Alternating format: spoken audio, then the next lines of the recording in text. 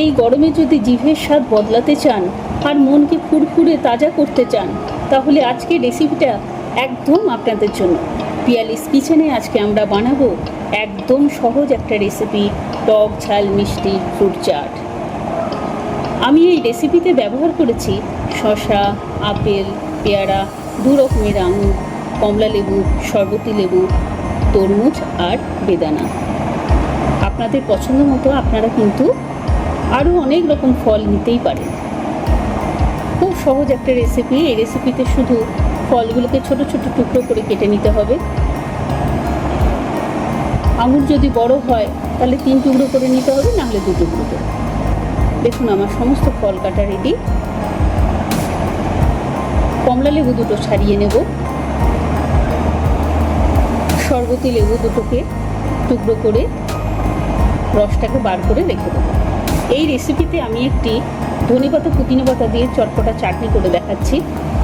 যতটা ধনেপাতা নেব তার হাফ নেব পুদিনা পাতা, একটা কাঁচা লঙ্কা আর 8 থেকে 10টা গোলমরিচের টুকরো, পাতিলেবু আধখানা টিপে দিয়ে দেবো।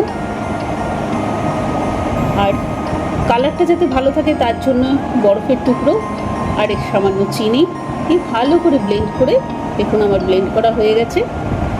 একটা বলে ঢেলে দেবো। মিক্সি ধোয়া জলটাও কিন্তু ফেলবো না, ঢেলে নেব। শরবতি লেবুর রসটা ঢেলে দেবো, পরিমাণ মতো নুন আর চাট মশলা মেশালেই কিন্তু একদম চটপটা চাটনি কিন্তু রেডি। ফ্রুটগুলো কাটা আমার কমপ্লিট।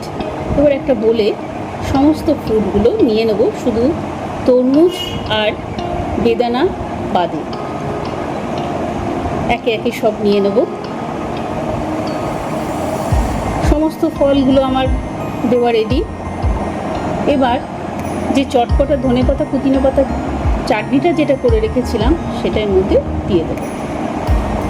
ভালো করে মেশাবো, মিশিয়ে বোলের মধ্যে আস্তে আস্তে করে দিয়ে দেব। দেখুন আমার দেওয়া কমপ্লিট। ওপর থেকে তরমুজ কুচি আর বেদানা ছড়িয়ে দেবো। দেখতেও ভালো লাগবে, আবার খেতেও খুব সুন্দর লাগবে। আবার ওপর থেকে যে চটপটা যে ধনেপাতা পুদিনা পাতা চাটনিটা করে রেখেছিলাম এটা আরও বেশি বেশি করে দিয়ে দেবো। দেখুন যতটা দেবেন আরও সুন্দর খেতে হবে। এবার ওপর থেকে চাট মশলা ছড়িয়ে দেবো আর পুদিনা পাতা দিয়ে সুন্দর করে সাজিয়ে পরিবেশন করব। গরমের দিনে এই শরীর ঠান্ডা করা ফ্রুট চাটের রেসিপিটা কেমন লাগলো? যদি ভালো লাগে তাহলে লাইক, কমেন্ট, শেয়ার ও সাবস্ক্রাইব করে আমার পাশে থাকবেন। বেল আইকনটা টিপে দেবেন। পুরো ভিডিওটি দেখার জন্য অনেক অনেক ধন্যবাদ। নমস্কার।